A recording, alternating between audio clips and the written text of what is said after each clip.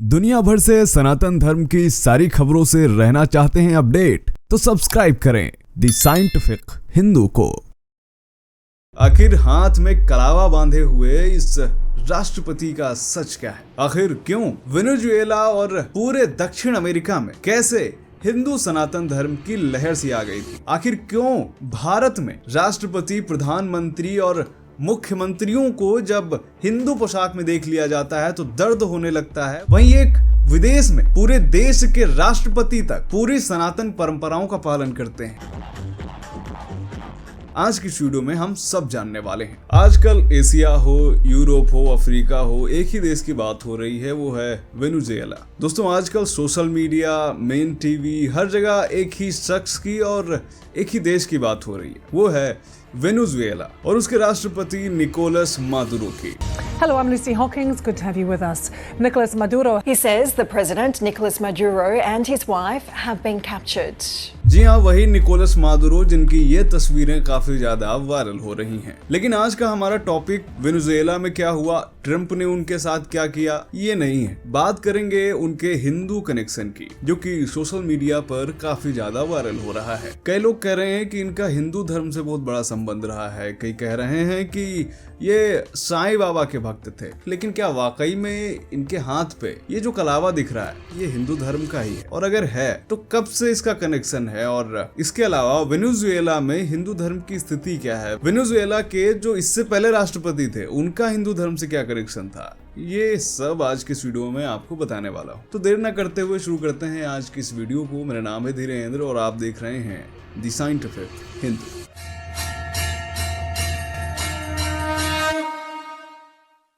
तो दोस्तों, सबसे पहले आपको बताना चाहूंगा कि जो निकोलस मादुरो हैं ये हिंदू धर्म से काफी ज्यादा संबंध रखते हैं। लेकिन कैसे, कब से और क्यों, ये सब आपको बताते हैं। दोस्तों, निकोलस मादुरो अक्सर उपनिषद, भगवत गीता, रामायण और महाभारत की बात करते आए हैं अपनी स्पीचेस में। और तो और हिंदू धर्म को लेकर के वो सार्वजनिक मंचों से कई बार तारीफ के पुल बांधते आए हैं। लेकिन इनकी ये आध्यात्मिक यात्रा आखिर शुरू कैसे हुई, चलिए जानते हैं। 23 नवंबर 1962 जन्म होता है निकोलस मादुरो का वेनेजुएला की राजधानी कराकास में। सामान्य परिवार से आते हैं वे। उनके पिता ट्रेड यूनियन के नेता थे। युवावस्था में वो एक बस ड्राइवर बनते हैं, फिर ट्रेड यूनियन आंदोलन में सक्रिय होते हैं। 90 के दशक में वो ह्यूगो चावेज के करीबी बनते हैं। ह्यूगो चावेज वेनेजुएला की बोलिवेरियन क्रांति के जनक माने जाते हैं। चावेज के शासनकाल में मादुरो विभिन्न पदों पर रहते हैं, विदेश मंत्री बनते हैं, उपराष्ट्रपति बनते हैं और अंत में 2013 में राष्ट्रपति बनते हैं। मादुरो कैथोलिक पृष्ठभूमि से आते हैं, लेकिन कहा यह जाता है कि वो सनातन धर्म अपना चुके हैं। दरअसल वो साईं बाबा के भक्त हैं। यहाँ पे जो लोग साईं बाबा के बारे में नहीं जानते, हम बात कर रहे हैं सत्य साईं बाबा की। इनका जन्म 23 नवंबर 1926 को आंध्र प्रदेश के पुट्टुपर्थी गांव में हुआ था। 14 साल की उम्र में ही इन्होंने घोषणा कर दी थी कि ये शिरडी वाले साईं बाबा के अवतार हैं। इनके लाखों करोड़ों भक्त हैं देश दुनिया में, अलग अलग देशों में। उन्हीं में से निकोलस मादुरो भी हैं। दोस्तों, मादुरो का सत्य साईं बाबा से जो जुड़ाव था उसकी शुरुआत उनकी पत्नी सिलिया फ्लोरेस के माध्यम से होती है। रिपोर्ट्स की माने तो जो सिलिया थी, उनकी पत्नी,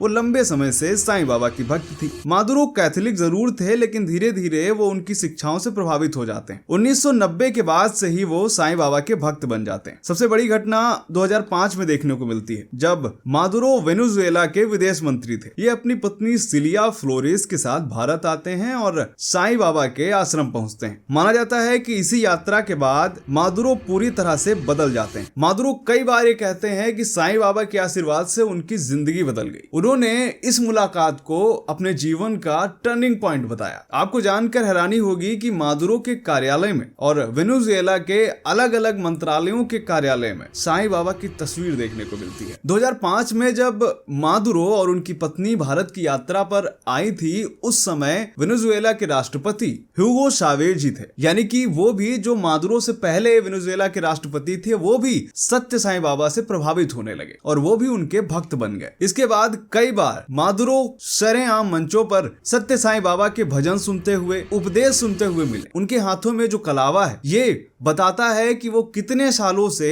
हिंदू परंपराओं को मानते रहे हैं। ध्यान रहे कि उनकी भक्ति सिर्फ सत्य साईं बाबा के उपदेशों तक सीमित नहीं थी, वो समस्त हिंदू परंपराओं को मानते थे, एक तरह से खुद को हिंदू मानते थे।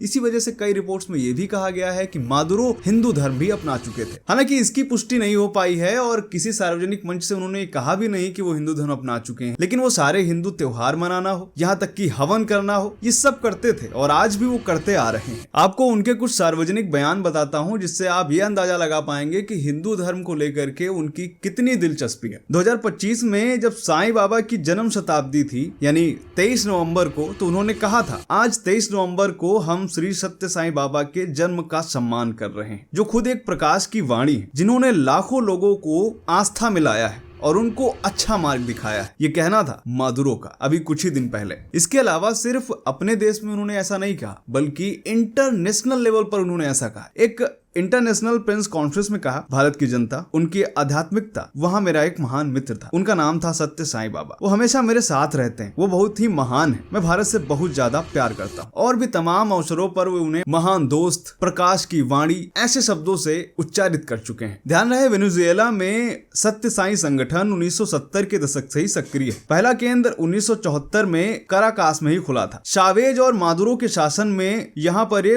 फला फूला। ह्यूगो शावेज भी साईं बाबा के अनुयायी थे, वो भी सत्य साईं बाबा के वचनों से काफी ज्यादा प्रभावित थे और उन्होंने सत्य साईं बाबा के संगठन को काफी ज्यादा समर्थन और सहयोग भी दिया था। मादुरो के राष्ट्रपति काल में जब कई विदेशी एनजीओ को देश से निकाला गया, तब भी सत्य साईं संगठन को विशेष संरक्षण मिला था। पूरे दक्षिण अमेरिका में वेनेजुएला को सत्य साईं आंदोलन का केंद्र माना जाता है। अभी 2024-25 में वेनेजुएला की उपराष्ट्रपति डेल्सी रोड्रिगेज ने पुट्टुपर्थी की यात्रा की थी और साईं बाबा को श्रद्धांजलि दी थी। इसके अलावा जब सत्य साईं का निधन हुआ था तो पूरे वेनेजुएला में राष्ट्रीय शोक घोषित कर दिया गया था। हालांकि कई बार उनसे जब ये सवाल पूछा गया कि क्या वो हिंदू धर्म को अपना चुके हैं, तो उन्होंने इसका बहुत ही अलग तरीके से जवाब दिया। उन्होंने कहा कि वे सत्य साईं बाबा के अनुयायी हैं और वो यूनिवर्सल गुरु थे। वो कहते हैं कि सेवा, अहिंसा और प्रेम को वो मानते हैं और हिंदू स्पिरिचुअलिटी से उनका अच्छा खासा संबंध है। दोस्तों, आप कल्पना करके देखिए कि एक देश के पूर्व राष्ट्रपति, वर्तमान राष्ट्रपति हिंदू धर्म से या एक हिंदू संत से इस कदर प्रभावित हैं, तो उसका बगल के देशों में या उस देशों में प्रभाव कितना ज्यादा होगा। माना जाता है कि वेनेजुएला से ही अमेरिका जैसी जगहों पर हिंदू धर्म और ज्यादा फला फूला। इन जगहों पर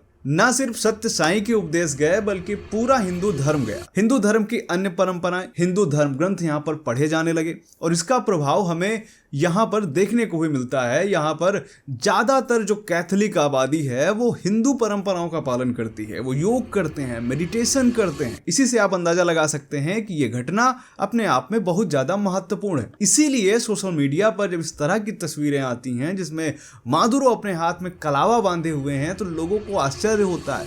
कई लोग तो नीचे जाकर के कहते हैं ये AI जनरेटेड है, लेकिन ऐसा नहीं है। आज भी लैटिन अमेरिका जैसी जगहों पर योग, ध्यान और भारतीय गुरुओं के जो अनुयायी हैं काफी ज्यादा बढ़ रहे हैं। तो दोस्तों, ये था आज का वीडियो जिसमें हमने बात करी वर्तमान में काफी ज्यादा पॉपुलर निकोलस मादुरो की, जो कि खुद को हिंदू परंपराओं का भक्त मानते हैं, अपने दोस्त सत्य साईं बाबा को गुरु मानते हैं और मानते हैं कि हिंदू धर्म सर्वोच्च है। तो ये वीडियो आपको कैसा लगा कमेंट करके बताइएगा। मिलते हैं आपसे अगले वीडियो में, तब तक के लिए जय हिंद, जय भारत, वंदे मातरम।